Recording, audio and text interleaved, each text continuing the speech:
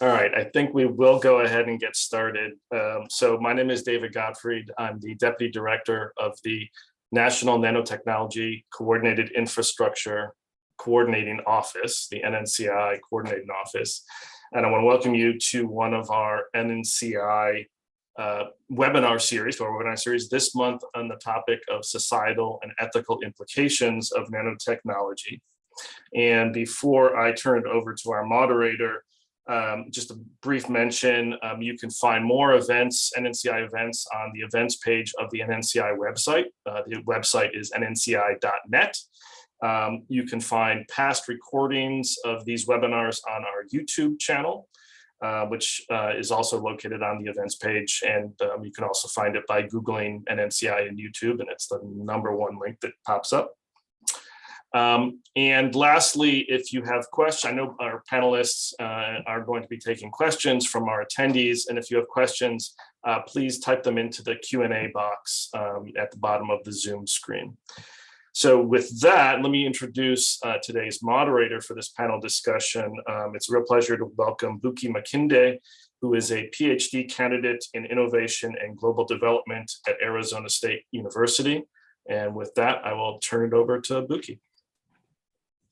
Thank you, David. Good afternoon, good evening, and good morning, everyone from all over the world, and welcome to today's edition of the NNCI webinar. And so today's webinar would be focused on science policy around the world in 2022, innovations and uncertainties in the global knowledge system.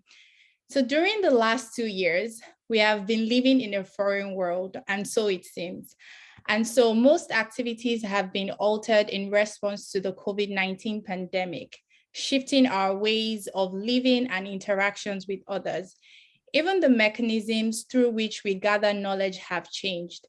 And in the process, scientific research has received renowned attention, not just for biomedical innovations developed to respond to this deadly virus, but also for projects designed to deal with our uncertain future.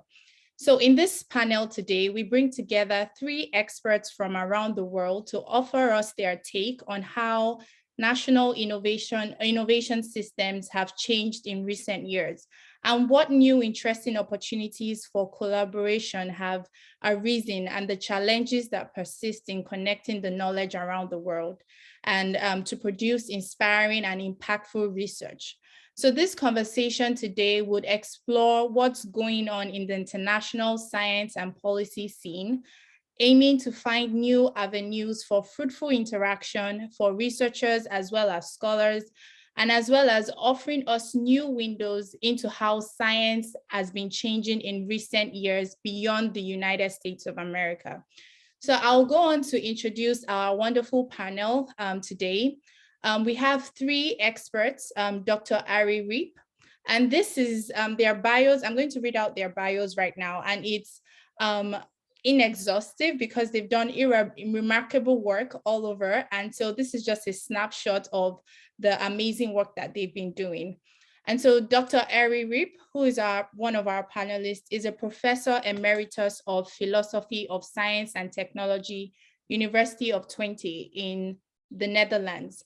His work largely centers on constructive technology assessment of nanotechnology, responsible research and innovation, changing national systems of innovation, and the future of science and institutions. Among the plethora of offices he has held, Dr. Ari Reep currently is the chairman of the Expert Advisory Group of the European Commission's program With and for Science. Our second panelist is Dr. Carlo Alta Murano Alinday, who is a science and public policy consultant. His research explores the societal implications of large-scale energy systems change, and he continues to work on topics that emphasize the links between knowledge systems, democracy, and the exercise of power. Between 2019 and 2021, he was a director of planning and evaluation of the National Council of Science and Technology of Mexico. And Dr. Carlo currently works around the trade-offs of sustainable development, and the role of local imaginations in powering sustainable futures. And our third panelist, Dr. Aisha Chaudhary, is a World Bank consultant and works with the Office of Special Duty with the Office of the Principal Scientific Advisor to the Government of India. Previously, she served for 6 years for her government on different areas of science policy. Her research interests are in science and technology, research and innovation, design thinking, startups, public policy, and behavior science. She's a recipient of numerous notable awards, and she loves to step outside of her comfort zone to keep innovating and evolving. So I will go on to our first question for today, and I'll be answering this question broadly to our three panelists today. And so we have about like 1 to 2 minutes to answer this question. So Dr. Ari, my first question is, how have research practices changed in the country that you're in with COVID-19 and its impact, and the current economic, environmental, and military events since the last 2 years? It's my turn now? Yes, Ari. Okay. Yes. Well, I have to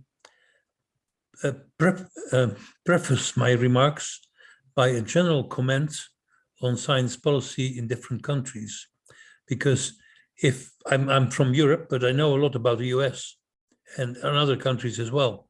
But what is striking to me is the difference in the tradition of science policy in the US and in Europe, because there is a difference between a focus on science for policy and the alternative, policy for science. And science for policy is typically the US approach, where you mobilize science for particular policy purposes, while in Europe, the typical approach is policy for science, where you consider the responsibility for the system of science and how it functions properly and well. And that's the difference which comes back in a number of ways, including in a study we did years ago about science policy advisory councils in the US and Europe, where this difference between science for policy and policy for science was very striking. So I wanted to preface my remarks on that, because the question about how has the research system responded to the challenges of the COVID pandemic is something that will get different answers in the US and in Europe. Because in Europe, it reinforced the concern about how the overall research system is functioning, so policy for science, while in the US, it focused on what can we do with science in particular ways. So having said that, as a primary distinction in science policy, science for policy versus policy for science, my response to the question, how has the research system changed? It has changed to come up with particular approaches to the issue, and it has also reinforced concerns about how well the research system in general is functioning. And that's where you see most of the differences in Europe, that it's actually trying to reconsider how the system is functioning. While in the US, it's more about how can we actually do a particular program on, say, handling the COVID pandemic. So that's my first round answer. Thank you, Ari. I'll go to Aisha. What has the research practices, how has the research practices changed in your country with the recent events of COVID-19 and its impact also? Thanks, Minky. I think we have seen a lot of new things evolve in the last 2-3 years, and I think the biggest paradigm shift that we see is that everyone now looks at science through a lens where how science can actually benefit society. Earlier, the perception was that, science is for only intellectuals and science is all about discovery. Science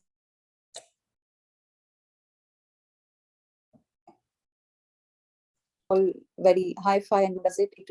But I think with COVID, because we have seen how scientists have worked so closely with government bureaucrats, how they have worked with each other also closely, and how they have developed solutions for diagnostics, for vaccines, that really has transformed everyone's perception that how science can really benefit society. So I think that is one big difference, that there is now a whole new narrative that there needs to be additional efforts that need to put into the policy so that science can actually be created for use of solutions and for problem solving.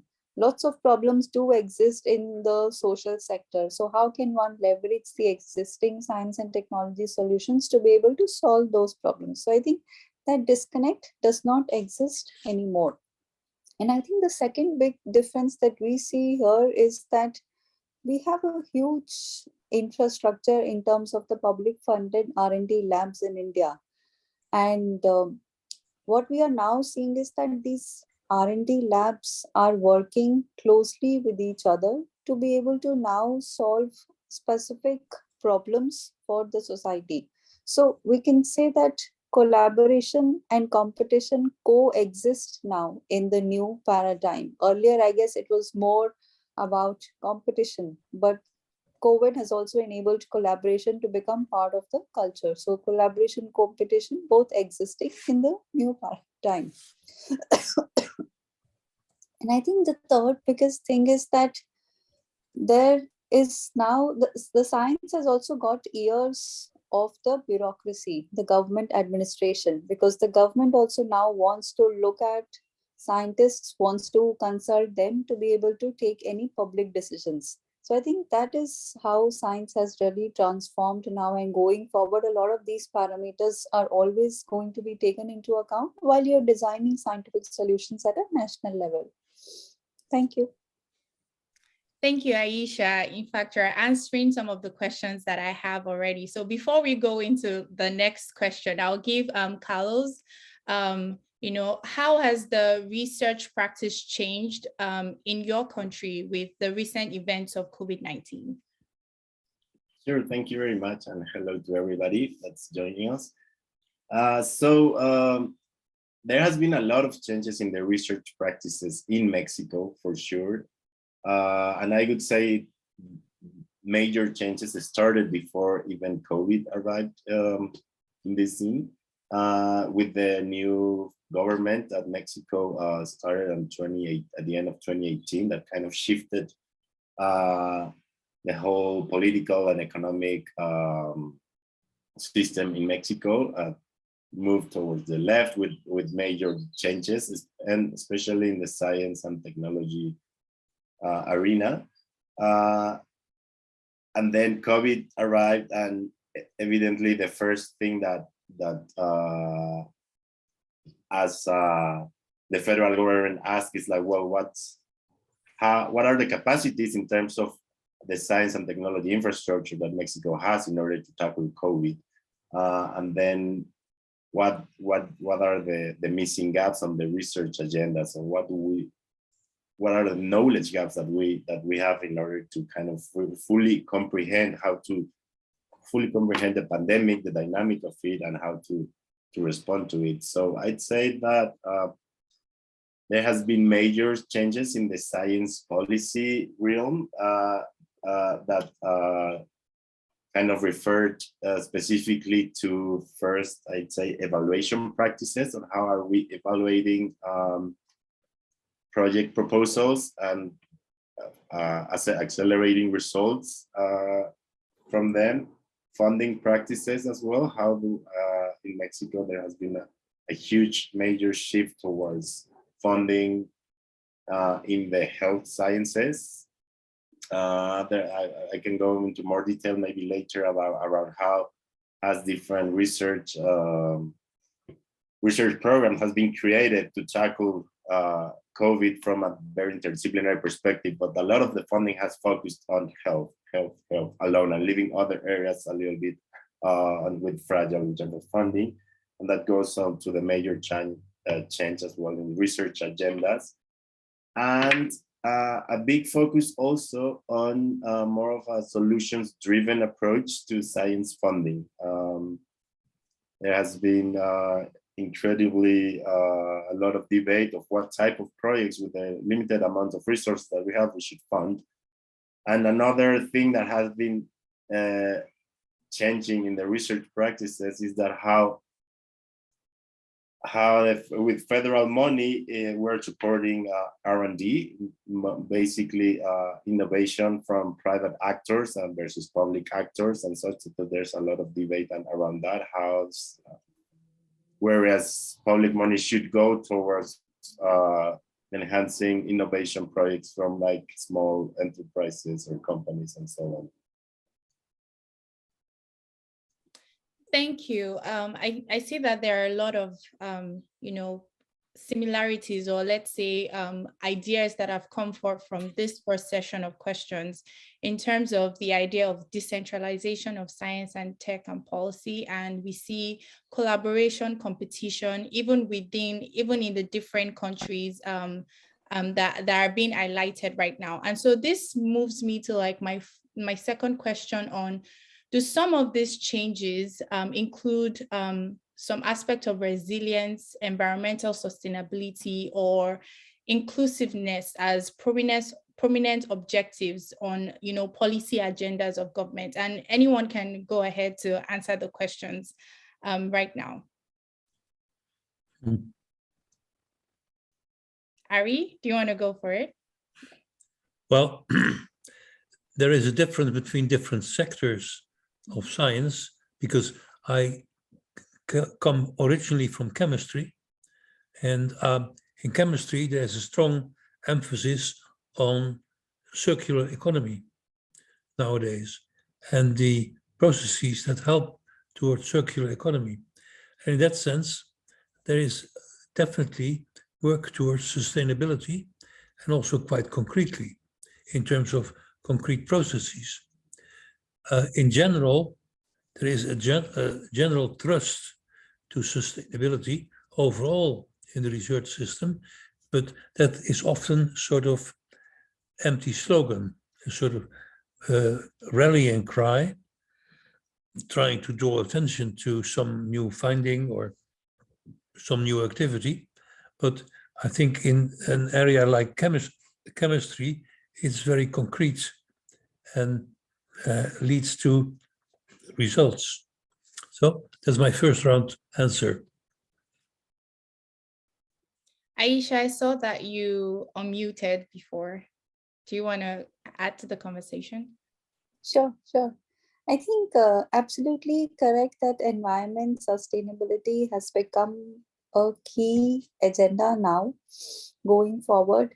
And I think the narrative that's going on in India is also that we continue to innovate, but for growth, but at the same time, we have to ensure that growth happens in a green manner. So it has to be green innovation. So how do you really ensure that while different developing countries across the world continue to develop technologies, continue to adopt those technologies for development, for economic growth, but at the same time ensure that you're able to do it in a sustainable manner?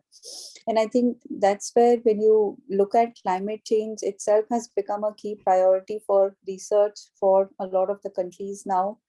And in that specifically, again, there are two lenses one looks at, that either you reduce your carbon emissions or you sort of capture carbon.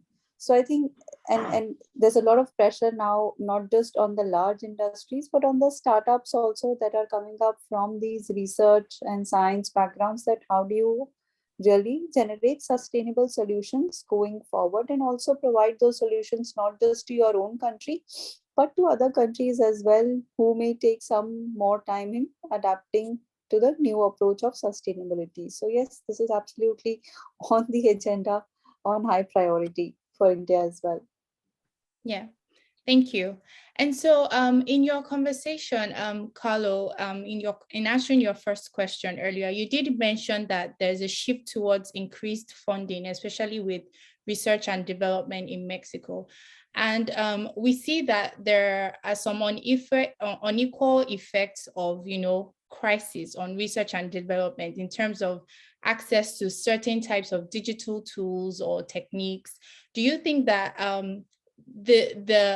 what do you envisage with closing some of the gaps that are already in research and development in terms of access to certain things with the increase in government funding right now in Mexico?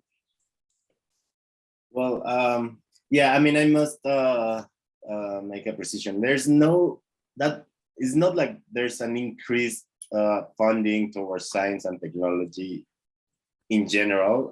It's just there has been an increased funding in the research on the health sciences, on the pandemic aspect of it, like how to develop.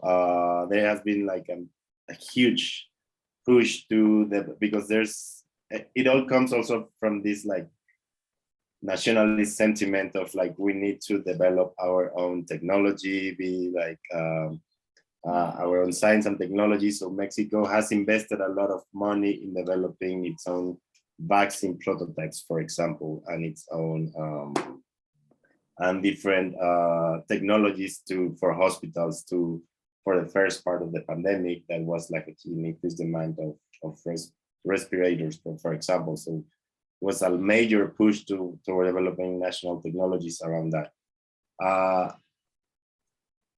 Having said that, I mean, resources are not infinite, so they had to be that money that was given to some areas, because there hasn't been a significant increase over the years towards funding of science and technology. There's a lot of areas that were kind of have been impacted towards that. So there's and that has had a major impact, for example, in scholarships for science and for different fields related to science and technology for graduate students to pursue their graduate degrees.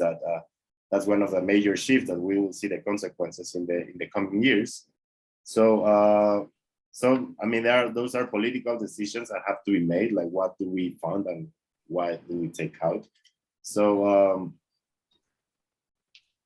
the focus basically has been on like how to, like the urgent need, which is, solving and reducing the consequences of the pandemic to the highest degree, and like building the necessary capacities, because we know the pandemic is not ending soon, it's evolving into something else. So like it's how do we build the necessary infrastructure so we can go along with it. But also, I mean, we do have climate change. We do have an energy crisis in Mexico, where everything, the political economy is changing so much. So there's also a focus on what are the main priorities. So in Mexico, there has been a new agenda that had been created at the end of 2018. That's called the National Strategic Programs for Science and Technology, which is basically it's a scheme that mirrors the Sustainable Development Goals with different indicators for Mexico that basically say like, okay, we need to focus funding on climate change, on air quality in urban environments, on food system, on sustainable food systems, and so on. And it's just a mapping of 10 priorities, which has been very controversial because there are other priorities and there's like a huge component of the Mexican scientists that work on different areas and do not necessarily fit into those areas of research. So it's a huge debate, and there's a lot of focus on health. So for example, Mexico stopped supporting graduate students to go do graduate studies abroad, Mexico. unless it's on health-related areas of research. So that's a big decision that have a big impact towards the ecosystem in Mexico, and we will see the consequences of that. Yeah, thank you for that. And so we see that there are a lot of implications for the future of science and technology innovation, and we see that sometimes this crisis could spur like experimentation with new tools, new policy approaches, new governance models. So what are some of like the challenges that you envisage, especially for young scholars that are in this space, because we are, part of our audience are, you know, scholars. And what challenges do you envisage that they might be facing at this moment? Ari? No direct reply, I have to think about it. Okay, all right. Aisha, do you want to go for it? Sure. Okay. I think the one thing that comes to my mind is essentially accessibility to data, because data is really going to be the key in terms of how different countries can build on each other's work and how they can also collaborate with each other. And I think there's this whole thing going around across the world about open access data, open data access, that how can one get access to all these scientific data, because at the end of the day, it's all publicly funded in majority of countries, and this is a public good. So why should there be a price on all this data that gets generated out of the research? So I think going forward, that of course continues to be a challenge, and for researchers, one will have to see that how you can break these walls and how you can really get the data to be able to build on data, because a lot of the complex global problems are going to be addressed in a multidisciplinary manner and in a multi-country approach. Not one country with one discipline will be able to solve it. So that is where different kinds of experts and different disciplines will have to come with each other across the globe, across the territories. So therefore, I think the data bit is one big thing that which we have to see how our young researchers can actually enable that sharing of data and also development of trust with each other.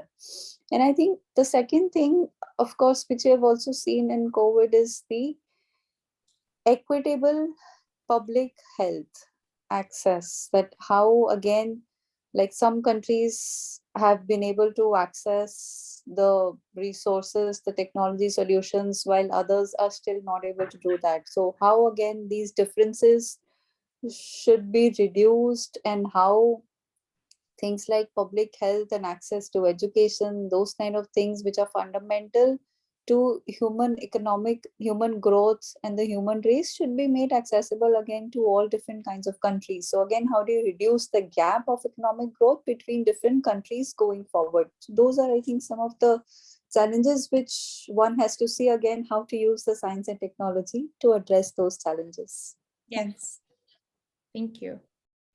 Ari, you wanted to say something before Aisha jumped in.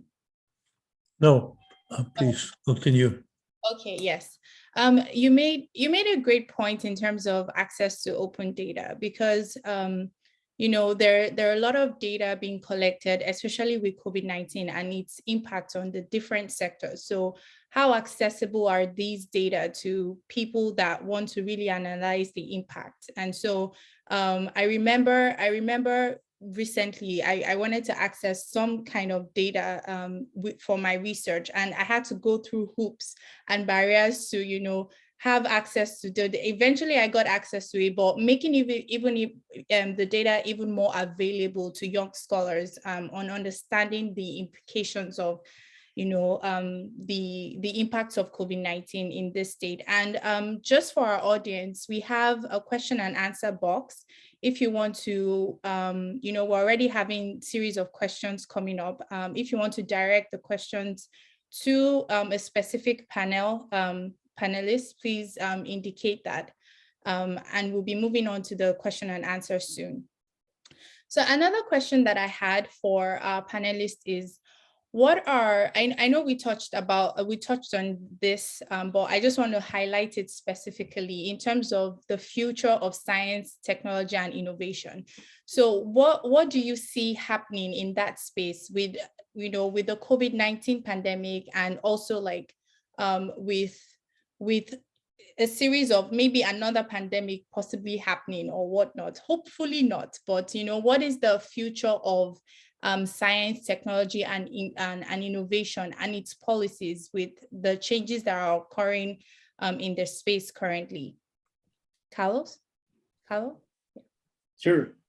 So I think the pandemic, obviously put science and technology at the forefront of the public arena, and it raised not new questions, but like probably very important questions that were a little bit behind around how do we, how science and technology are being done, research practices. And since, the pandemic came, probably there will be a new pandemic or not, but like, the issue here are uncertainties and risks that are like underlaying the entire spectrum of decisions. So I think, some of the important questions that have been raised because of the pandemic is precisely one that Aisha touched upon a little bit before, is the availability of data that goes towards thinking around how do we evaluate, the products of science and technology, how do we evaluate scientists, how do, the whole academic world works, and if it's really functioning in terms of responding to the needs of this increasingly uncertain world, like this increasingly demand for more knowledge-based decisions that go towards solving, concrete problems around, like things that we're experiencing right now. I mean, the consequences of climate change are obvious already, and like we need to ask really if whether the way science and technology works worldwide are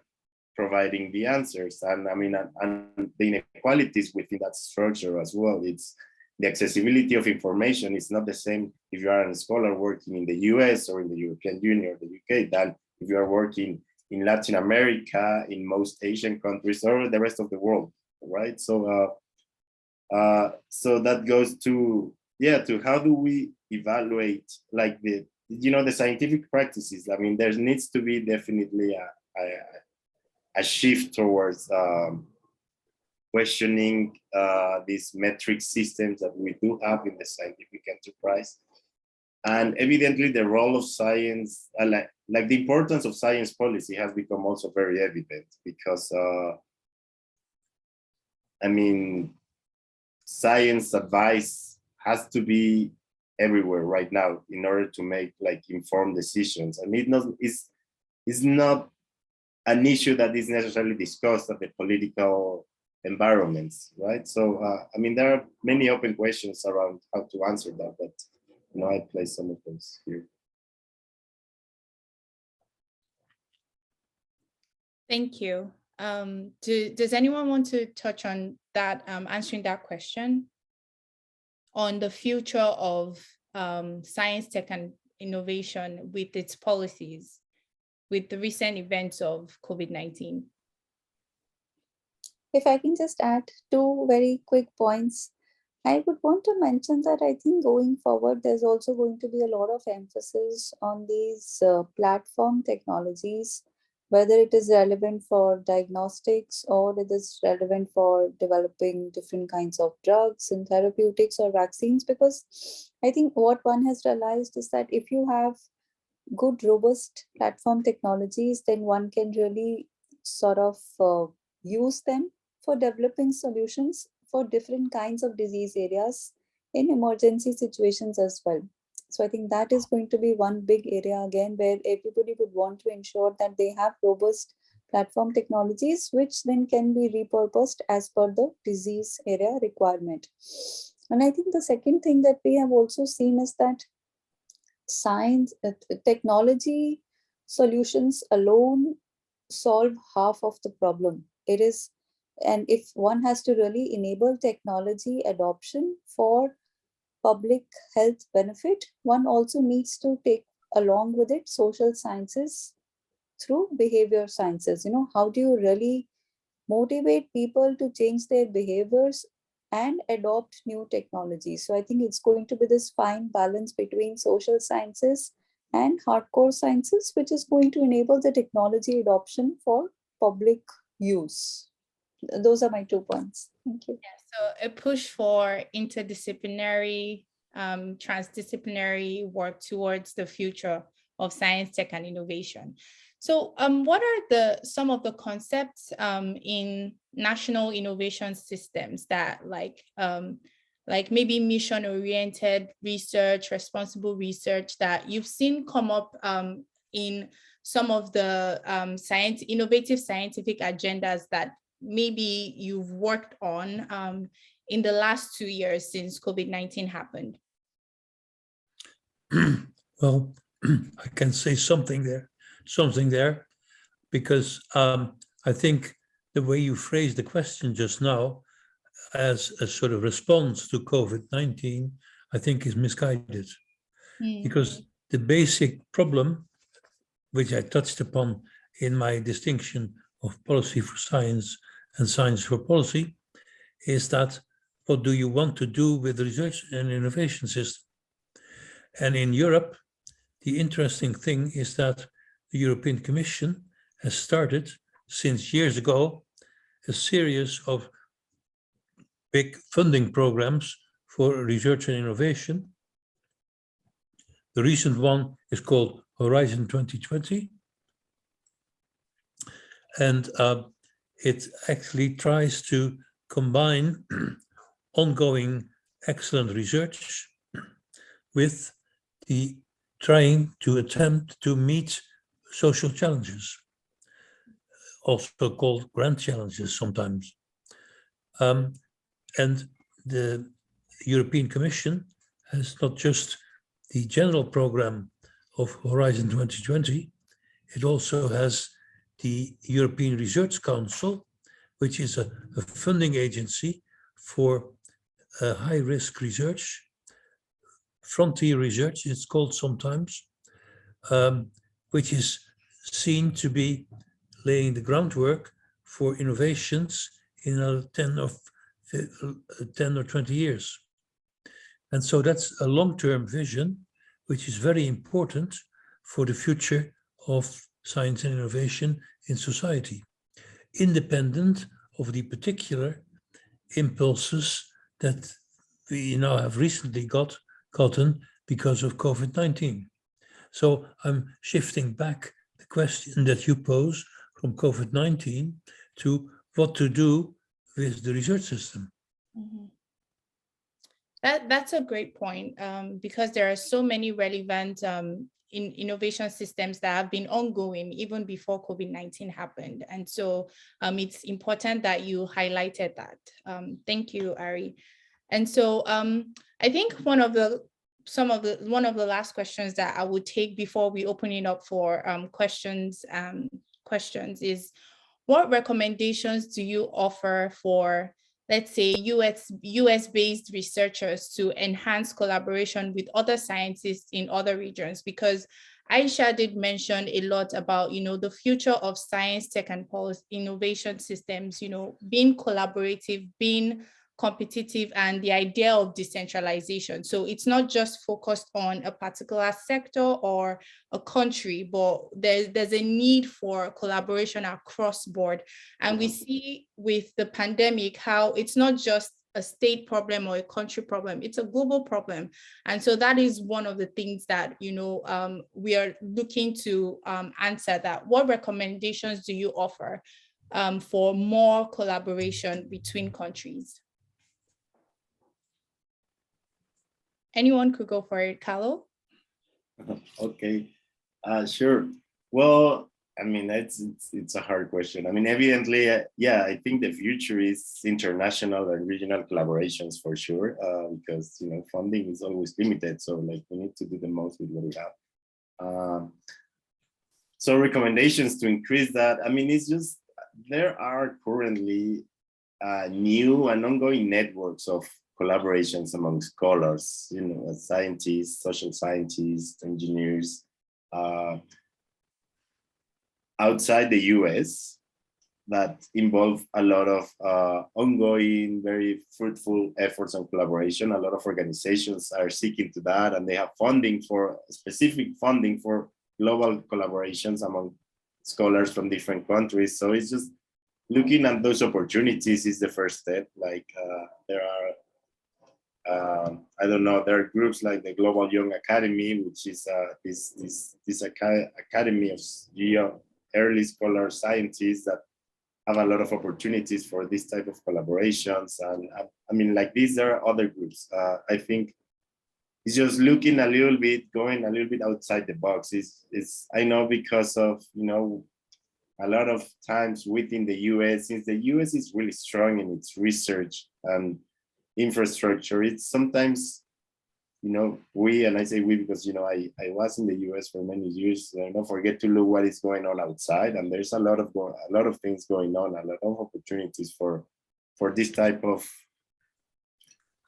collaboration. And as you said, like, a lot of problems, research agendas are pretty similar, but also pretty unique to each region and spaces. So, but there are a lot of different methodologies, different aspects that can be applied to a particular problem in other areas. So it's just, I guess, trying to seek for those type of funding first, because funding is just like the main driver that moves, I'd say, this type of collaborations, but also talk to scholars from other, from other latitudes. There are identify scholars that work on the same lines of problems that you do, and reach out to them and see opportunities for writing papers together, publishing, and other stuff. And also it's very important to move towards supporting open access initiatives of publishing results and research and results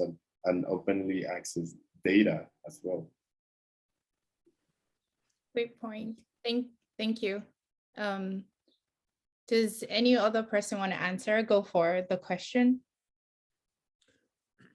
Well, I repeat my original earlier remark about the initiatives of the European Union, because that also combines collaboration between scholars of different countries, not just in Europe, but also of Europe and other countries, in particularly in Africa. So there is a possibility of extending those networks based on what is there already. And that, I think, is a very important point, that collaboration does not come because of the decision of a policymaker to go for collaboration. It's something that has to be prepared for in the work of the scientists themselves.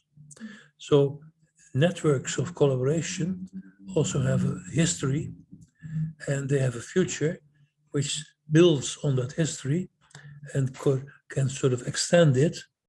And so whatever is possible in terms of collaboration is predicated on the earlier collaborations that are there already.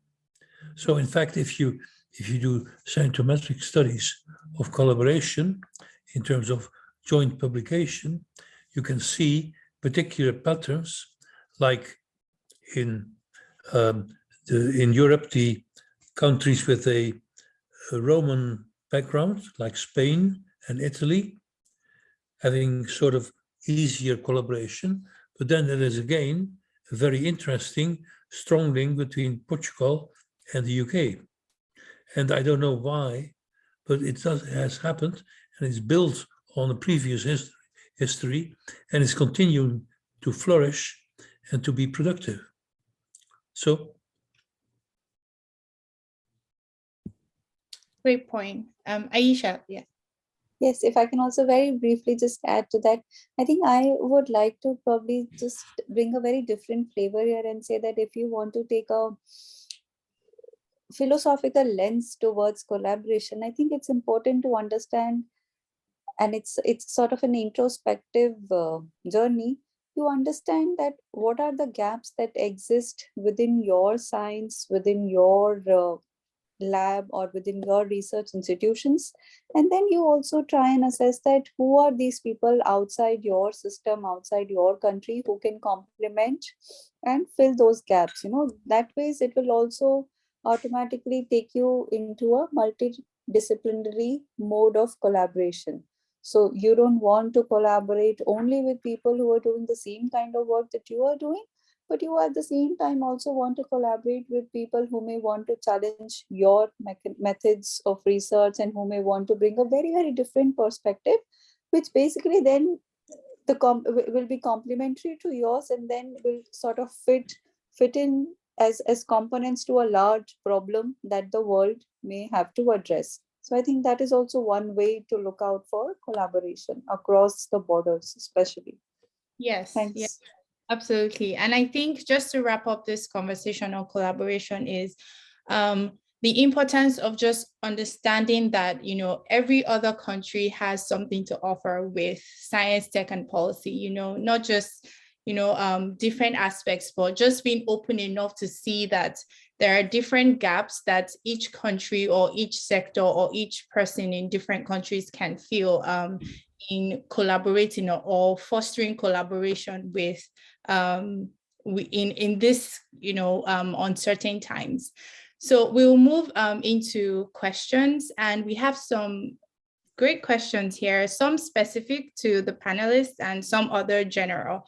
So I'll go first with this is a question directed to Aisha. Could you tell us about some of the challenges that your office might have faced in recent years on account of the Ministry of Ayush in India? And given the kind of political support that the use of alternative medicine has received, do you have concerns about how the country's science or public health policy might be shaped in the near future? I would say that we're right now in early experimental stages of trying to assess that what are these different forms of alternative medicine that can complement the modern medicine. And I think we are in the process that how do we scientifically capture evidence, capture data, and then use that evidence only going forward to be able to say that yes, whether it makes a sense to invest formally and to take it global, the alternative medicines, or whether we come up with a combination of the modern medicine and the alternative medicine. So I think it is too early to be able to say that it is going to impact the policy, because like I said, we are still in stages where we ourselves are assessing using data, using evidence to be able to then create a path for it to probably become mainstream or no. So I think it will all be decided in the next coming years that how it really evolves and what kind of data comes out of that sort of a research. Thank you. This is for Dr. Rip. Are there any readings that you could refer that speak to the policy for science approach in Europe? Well, the original distinction, as I mentioned it before, is due to the American physicist Harvey Brooks, who was one of the presidential science advisors on science policy. And he thought that that distinction was important to understand both science policy and the difference between the US and Europe. There is no literature on policy for science in Europe. It's just pervading all the work on Europe that's been done. So this focus on governments having a responsibility for science, which is what I mentioned when I talked about policy for science, is sort of pervasive in the literature on science policy in Europe. And it's not the only thing.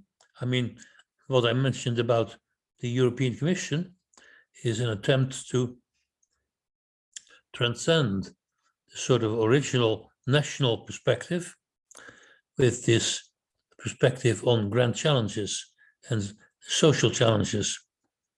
So it's not the only thing in Europe, but as soon as you just read about science policy in Europe, you have to be sensitive that it's taking this notion of policy for science as a starting point. Thank you, Ari. So this is a more general question, and it says that we saw how the inactiveness of some countries during COVID-19 pandemic indirectly affected the efforts of other countries to take action. So is there any effort or body or agency that could try to coordinate with various countries regarding policy about things that affect human race as a whole, like climate change and sustainability? You've got to use the sustainability goals of the UN, and that has led to attempts at coordination and joint efforts because of partly scientists themselves who were inspired by the sustainable goals. Even more than it was particular effort of governments.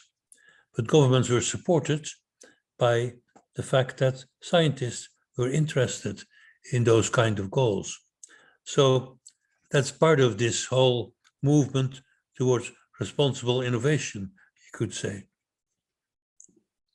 Thank you. Carlo, yeah, I was going to ask you, because you talk a lot about sustainable development in your work. Thank you. So I'd say, like, I mean, and this is up for debate, but there are way too many agencies that are, in a sense, coordinating global or regional efforts towards particular goals, like the Sustainable Development Goals, or like, I mean, there's the UN in terms of the pandemic, the World Health Organization, and there are different treaties that are being signed and so on. And the IPCC released their, the reports, and upon that, different countries need to take decisions around how do we go to update the Paris agreements in order to really take meaningful climate action. But the problem is a lot of those commitments are driven by what countries are willing or not willing to do, right? So it's not like there's an obligation for countries to fulfill their commitments, really, because they're not and most of them are not binding. So it all depends on the political times of the particular countries, or what the political leaders want or not want at those times. So I mean, it's a super complicated question because, there are agencies and there are meaningful ways, to say what are the limits on emissions that each country should reach or not reach.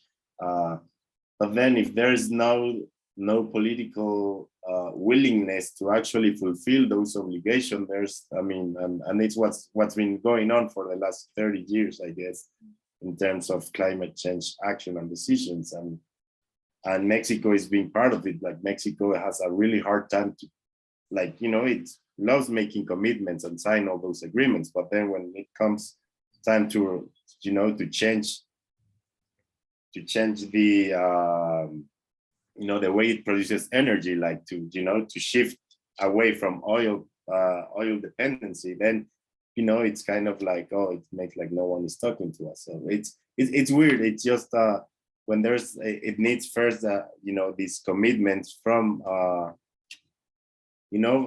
from the state level in order to fulfill those agencies, those bodies. But those bodies exist. I mean, those efforts are there. It's just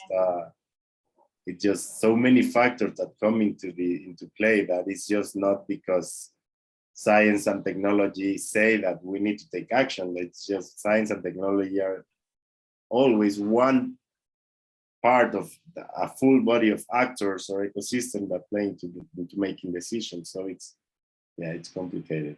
Yeah, it is. Thank you, though. So another question about open access to data sharing. It says that how is it practically possible for scientists? And is it really going to work? How can we trust the data is correct, or is it misleading? I think this Aisha could answer this because she did talk about open access to data. Well, I think I can't say much about how do I validate the data that I get. It will all depend on the kind of profiles of the institutions, the labs from where you get this data. But I think at some point in time, one has to deal with all of this with a lot of maturity and trust, because if we are seasoned scientists and professionals, we should be able to follow ethical practices. And I think ethics and science has to go hand in hand. So if that is the conviction with which scientists work for the benefit of society, then of course I would assume that in an ideal world, people share correct data and do not forge that data. So I think, yes, of course, that is going to be a challenge. And in fact, even now we keep seeing that in some of the journals, we keep hearing about stories that, yes, the data that comes in, you have to sometimes retract those papers because you realize that those papers are reporting some incorrect data. So I think it is more about self-governance. I think self-governance is what is going to lead to good governance.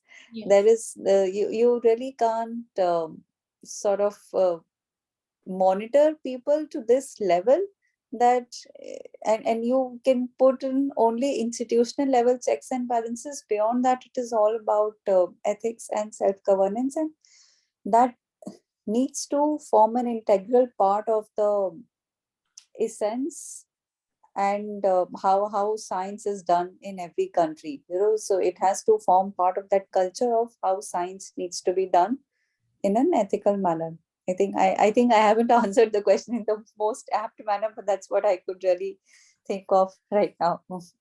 Thanks. Well, this actually leads me to another question that was asked in terms of ethics. So the question says, like, what measures are taken by policies for science and technology to restrict unethical hacking and data privacy in India? Or even in any country, to be honest, because this is a very general problem, unethical hacking and the use of privacy data.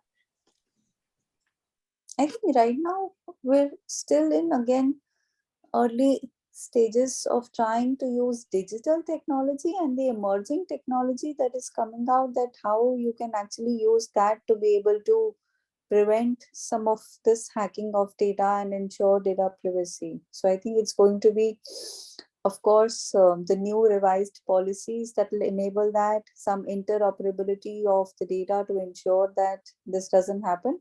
And yes, that how do you use, let's say, blockchain, or how do you use other digital technologies that are emerging to ensure that there is less of hacking. I think we still don't have the complete answer, but we're still in a stage where we are evaluating and assessing what are the methodologies to enable that. Thanks. Yeah.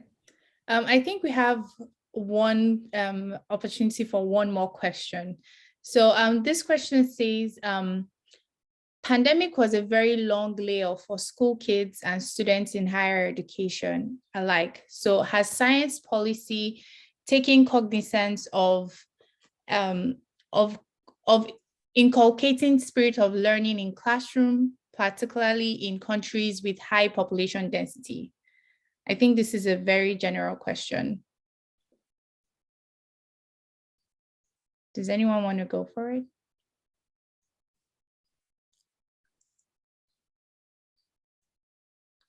Carlo, are you because your mic is muted? Yeah. Okay. No, I was just thinking about the question. I'm not sure if I understand correctly what does it mean by the spirit of learning in classroom, but I mean, I guess I can just try to answer it. So I guess, that's a- I guess maybe the question is more of like, if I'm understanding you correctly, like there has been a long layoff and kids are in, kids have not been like maybe in a classroom setting. And so there's this idea of like science and policy. So how do you inculcate, you know, that spirit of learning in a classroom, even within, you know, the hybrid setting of learning right now in schools, especially with countries with high population density? Right, yes. So, I mean, I guess, yeah, like education and science policy has to, you know, be up to the challenge of, you know, since the pandemic, like, I mean, right now, like at least in Mexico, we're in more like a hybrid system of like some days students go to classrooms and some others is still like on a virtual environment. And that has placed a huge challenge mostly to, I mean, of course to the students, but obviously to teachers and administrators of all the education institutions. So I mean, I don't know, I'd say like definitely there's needs to be a change on like teaching methodologies, because we can no longer follow the same methods that we used to follow when we were like every day in the classroom and interacting and like, you know, like paper and like, you know, we need to adapt to like digital technologies, but also like, you know, we need to develop new ways. We need to innovate much better in the ways we learn, like, you know, like learning technologies. I mean, not just technologies, but just like learning environments. Like, how do we make the most out of these virtualities? And I'd say like, we're well through like, you know, like this online education system. So we should have learned already some things. I don't know why, but yeah, like I'd say at the policy level, it's always super slow in like adapting and adjusting to what is going on, at least in Mexico. Like there hasn't been really like, and not science policy per se, but like in education, like the, you know, there hasn't been like really regulations towards how to, do we make the most out of this learning experience? How do we incorporate like notions of care in like, you know, like for the students when they're learning at home, and, you know, how parents can adjust to that and so on. So there's definitely a lot of work to do in terms of how do we keep up with the changing times in terms of policy making. I don't think I answered the question. Yes, I mean, you answered it to the best that you could, but thank you so much. And we do have so many other questions, but I think this is where we end our conversation today. And so I just want to thank you for this amazing conversation that we've had today. And if you have any other questions, please reach out to the to David or any of the panelists to answer some of your questions. But thank you for a very rich and very good conversation today. Have a great evening and have a great night rest to everyone. Thank you. Thank you so much.